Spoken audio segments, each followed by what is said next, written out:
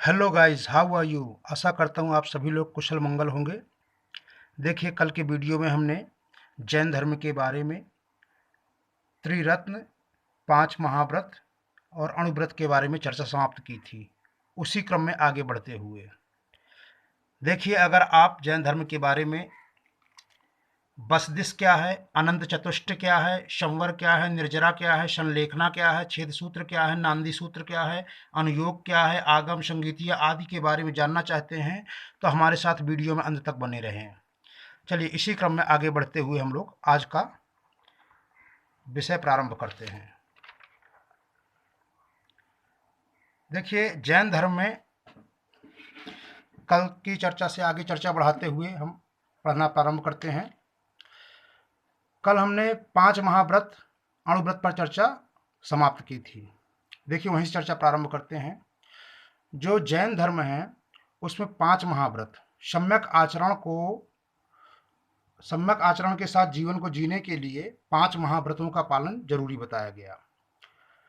जो ये 5 महाव्रत हैं, अहिंसा, अमृषा और आपका अपरिग्रह, अस्तेय, ब्रह्मचर्य, ये जब भिक्षु लोग इनका पालन करते हैं पूरे विधि विधान से, पूरे नियम कायदे के साथ, तो ये 5 महाव्रत कहलाते हैं। परंतु गृहस्थ जीवन वाले जैनियों के लिए इनमें कुछ कड़ाई कम की गई है, शिथिलता बरती गई है, विधि विधान थोड़ा कम कठोर बनाए गए हैं, परंतु ये होते 5 ही व्रत हैं। तो इन्हीं व्रतों का नाम उस समय पड़ जाता है आपका अणुव्रत। अर्थात ये 5 महाव्रत अगर ये पूरी कठोरता के साथ, पूरे विधि विधान के साथ अगर पालन किए जाते हैं तो 5 महाव्रत क्या कहलाते हैं, आपके महाव्रत ही कहलाते हैं। लेकिन गृहस्थ लोगों के लिए इनकी कठोरता में कुछ शिथिलता बरती गई है, कमी लाई गई है, उसे फिर क्या कहते हैं, अणुव्रत कहते हैं। अब देखिए, जैसा कि आप जानते हैं कि जैन धर्म में जो पूरा संसार है वो 6 द्रव्यों से मिलकर बना हुआ माना गया है। देखिए, 6 द्रव्य हैं क्या। एक द्रव्य आपका जीव हो गया और दूसरा हो गया अजीव। तो वे 6 कैसे हुए। अजीव 5 पार्ट में बांटा गया है। अजीव 5 पार्ट और आत्मा अर्थात जीव मिलकर के कितने हो जाते हैं, पूरे 6 द्रव्य बन जाते हैं आपके। ठीक है ना। अच्छा, अब देखिए, ये जो अजीव है उसके 5 पार्ट क्या हैं। जो अजीव है, अजीव में पुद्गल, काल, आकाश, धर्म और अधर्म, इसके 5 प्रकार के अजीव पदार्थ पाए जाते हैं, निर्जीव पदार्थ पाए जाते हैं। जो निर्जीव सत्ता है संसार में वो 5 पार्टों में डिवाइड की गई है आपकी। पुद्गल क्या है। जो आपका, जिसको हम जनरल भाषा में सब्सटेंस कहते हैं, पदार्थ कहते हैं, वही पुद्गल है। यह भौतिक तत्व है जो संयोग करके नए तत्वों का निर्माण कर सकता है और अलग भी किया जा सकता है। पुद्गल वो होता है। काल अर्थात समय आप जानते हैं, आकाश भी आप जानते हैं, धर्म गतिशील, अधर्म स्थिर। ठीक, ये ध्यान रखिएगा। अब चर्चा करते हैं इसी क्रम में आगे बढ़ते हुए आत्मा के विषय में। जैन धर्म में आत्मा के विषय में क्या बताया गया है। देखिए, जैन धर्म में आत्मा को सर्वोपरि माना गया है। कण कण में आत्मा को विद्यमान माना गया है। आत्मा की शुद्धता पर ही जोर दिया गया है। तब ये बताया गया है कि जो आत्मा है उसकी शुद्धता कैसे होगी। तो जो आत्मा की शुद्धता है आपकी, वो लंबे उपवास के द्वारा, कठोर उपवास के द्वारा, अहिंसा के द्वारा और इंद्रिय निग्रह के द्वारा आत्मा की शुद्धि की जा सकती है, ऐसा जैन धर्म में कहा गया, माना गया है। देखिए, अब अगला शब्द है जैन धर्म से संबंधित है आश्रव, बंधन, संवर, निर्जरा, संलेखना, अनंत चतुष्ट, बसदिश। इनके बारे में समझेंगे थोड़ा सा। ये परीक्षा में प्रश्न पूछे जाते हैं, थोड़ा गौर करिएगा। जो बंधन है, आप आश्रव पहले समझते हैं। आश्रव क्या है। कर्म का जीव की ओर आकर्षित होना आश्रव है। आश्रव क्या है, यहां देखिए, आश्रव कर्म का जीव की ओर आकर्षित होना क्या है आपका, आश्रव। देखिए, ये मानना है जैन धर्मियों का, जैन धर्म के अनुयायियों का, कि जो हमारा जीव है वो हमारे कर्मों के द्वारा प्रभावित होता है, इसी बंधन में बंधा रहता है। इस बंधन से मुक्त होना ही, इंद्रियों को अपने वश में करना, इन बंधन से मुक्त होना, यही सब तो मोक्ष है। यही सब रास्ते मोक्ष की ओर ले जाते हैं। तो उसी क्रम में एक शब्द है यहाँ आता है जैनियों में, आश्रव। तो आश्रव शब्द क्या है आपका, कर्म का जीव की ओर आकर्षित होना। देखिए, माना ये जाता है कि कर्म जीव की ओर आकर्षित होता है, आत्मा से जुड़ जाता है और उसी के हिसाब से हम अगले कार्य करते हैं, या इस माया रूपी संसार में, मायावी संसार में बंधनों से बंधे रहते हैं, इमोशनल बने रहते हैं, इस माया से, माया मोह को छोड़ नहीं पाते हैं, त्याग नहीं पाते हैं। तो देखिए, आश्रव क्या है? कर्म का जीव की ओर आकर्षित होना। बंधन क्या है आपका? कर्म जीव के साथ संयुक्त हो जाना। जो कर्म है, जैनियों का मानना है कि पूर्व जन्म के कर्म के अनुसार ही हम सुख दुख पाते हैं, प्राप्त करते हैं, उसी के अनुसार इस जन्म में काम करते हैं, और इस जन्म में जैसे कर्म करते हैं उसी के अनुसार अगले जन्म में हमको भोगना पड़ता है। तो बंधन में जब आप कर्म और जीव दोनों संयुक्त हो जाते हैं, अर्थात आप माया से युक्त हो जाते हैं और उसी के अनुसार, कर्म के अनुसार ही आप जीव अगली क्रियाकलाप करने लगता है इस जीवन की, तो उसे हम लोग कहते हैं कि बंधन। उसके लिए बंधन कहा गया, शब्द बोला गया बंधन। इस बंधन में बंधा हुआ है जीव। अब बंधन के बाद आपका संवर, ये पूछा जाता है संवर शब्द। आत्मा जो है आपकी, आत्मा में कर्म के प्रवाह को रोकना संवर कहलाता है। अर्थात देखिए, त्रिरत्नों का पालन करके हम आत्मा में क्या कर सकते हैं? हम कर्म के प्रवाह को रोक सकते हैं। अर्थात हमारी आत्मा कर्म से प्रभावित ना हो, हम पूर्व जन्म में किए गए कर्म के अनुसार कार्य ना करें, कर्म की प्रवाह आत्मा से पहुंचना, आत्मा से जुड़ना बंद कर दे, उसे कहते हैं संवर। निर्जरा क्या है? जो प्रविष्ट कर्म को बाहर निकालने की प्रक्रिया है, उसे निर्जरा कहते हैं। क्या मतलब है? आत्मा के साथ कर्म जुड़े हुए हैं, आत्मा उसी के अनुसार आत्मा इस जन्म में व्यवहार करती है। इन सब से मुक्त हो जाना, जो आत्मा से कर्म जुड़े हुए हैं वो कर्म से रहित हो जाना, कर्म के प्रभाव को शून्य कर देना, ये क्या कहलाता है? आपका निर्जरा। निर्जरा का तात्पर्य क्या है? जो प्रविष्ट हो गए हैं आत्मा में कर्म, उनसे बाहर निकलने की प्रक्रिया क्या कहलाती है? आपकी निर्जरा कहलाती है। संलेखना, बहुत ही ज्यादा पूछा जाने वाला प्रश्न है ये संलेखना।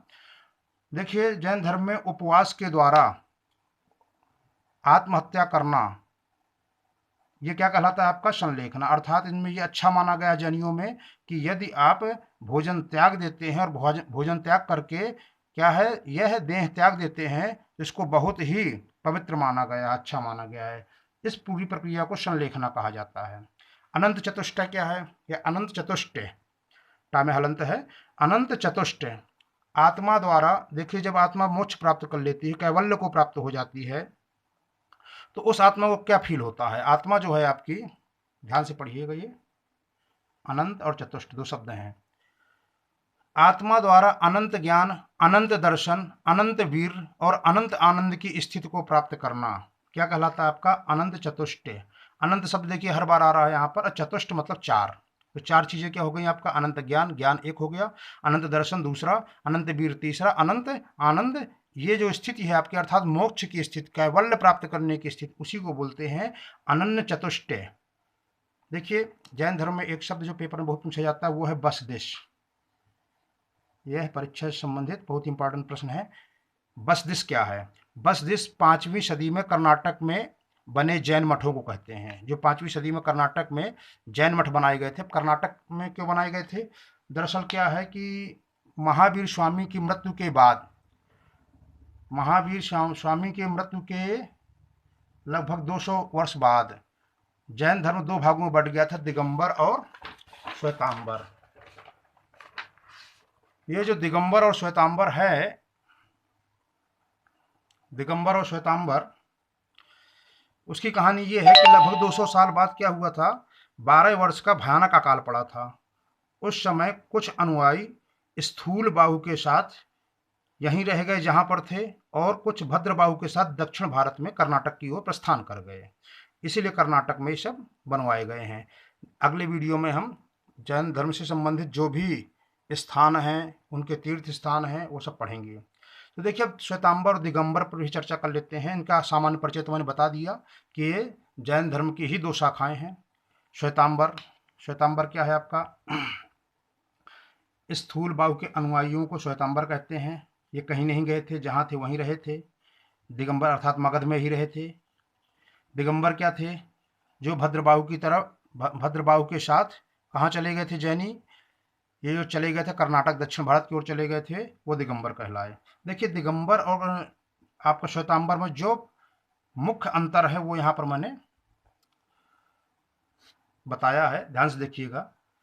श्वेतांबरों का मानना है कि मोक्ष हेतु हमें वस्त्र त्याग आवश्यक नहीं है, अर्थात हम वस्त्र पहने रहते हुए भी, जीवन यापन करते हुए भी हम क्या कर सकते हैं, मोक्ष की प्राप्ति कर सकते हैं। लेकिन दिगंबरों का मानना है कि वस्त्र का त्याग आवश्यक है। दिगंबर अर्थात दिक ही जिसका अंबर, दिक मतलब दिशा, जिनका दिशा ही अंबर अर्थात वस्त्र बन जाए, चारों तरफ की दिशा ही हमारे शरीर का वस्त्र है, ऐसा मानना होता दिगंबरों का। श्वेतांबर ये श्वेत वस्त्र धारण करते हैं। ठीक, दूसरा अंतर ये है इनमें कि ये श्वेतांबरों का मानना है कि स्त्रियां भी निर्वाण की अधिकारी हैं, ये भी मोक्ष प्राप्त कर सकती हैं, ये भी कैवल्य प्राप्त कर सकती हैं, ये भी क्या है, आपकी निर्वाण की अधिकारी हैं।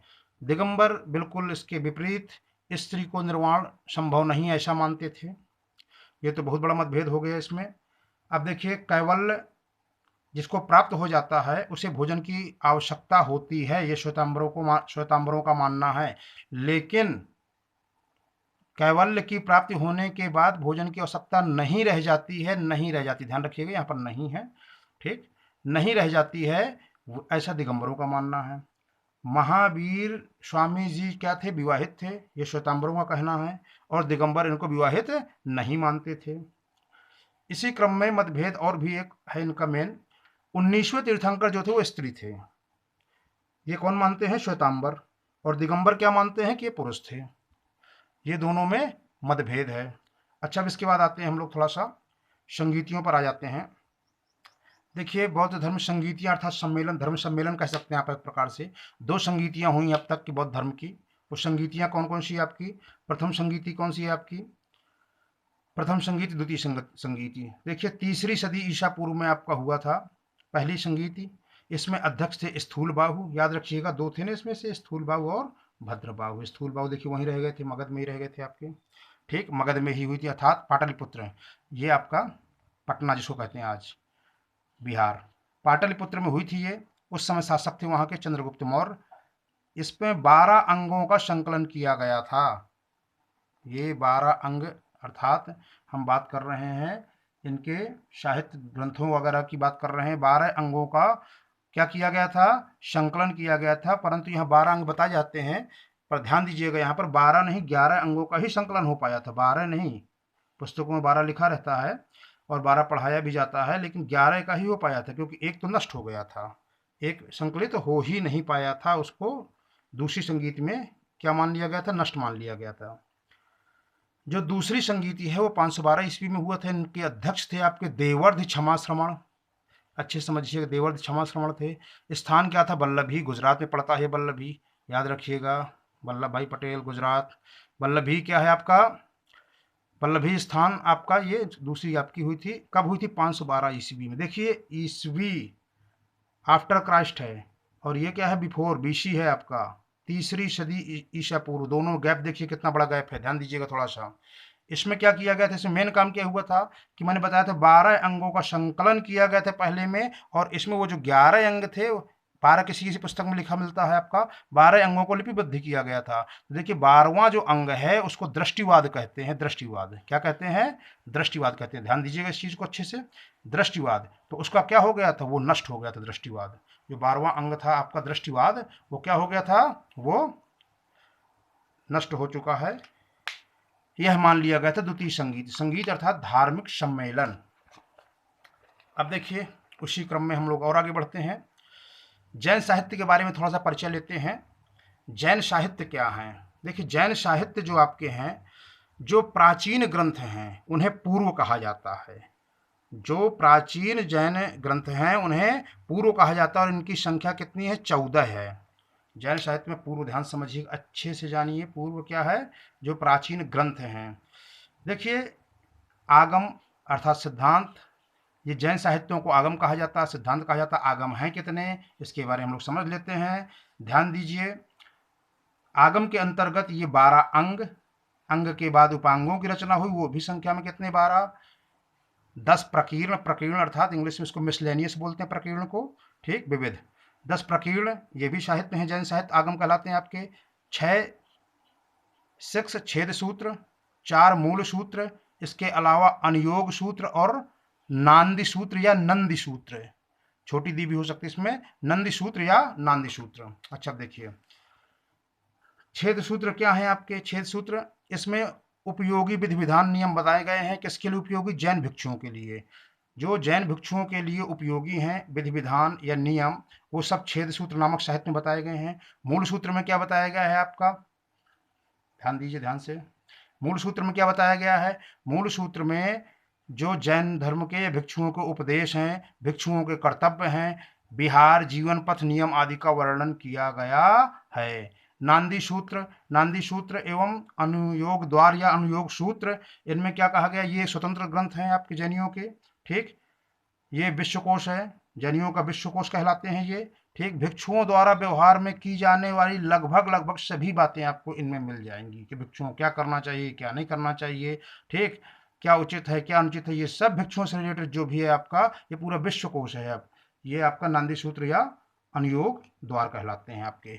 ये जैन साहित्य के बारे में था। इसी क्रम में हम लोग अगले वीडियो में पढ़ेंगे। हम लोग क्या पढ़ेंगे कि अगले वीडियो में जो भी रिलेटेड राजा थे जैन धर्म से संबंधित, महावीर स्वामी का पूरा डिस्कशन करेंगे। इसमें जैन धर्म के पतन के कारण करेंगे, इनके जो तीर्थंकर थे पूरे, उनके प्रतीक क्या है। अच्छा, चलते चलते तीर्थंकर क्या है? जो जितने भी जैनी हैं या जो भी लोग हैं यहाँ जैन धर्म से संबंधित, उनकी जीवन नैया पार करने वाले व्यक्तियों को बोलते हैं तीर्थंकर।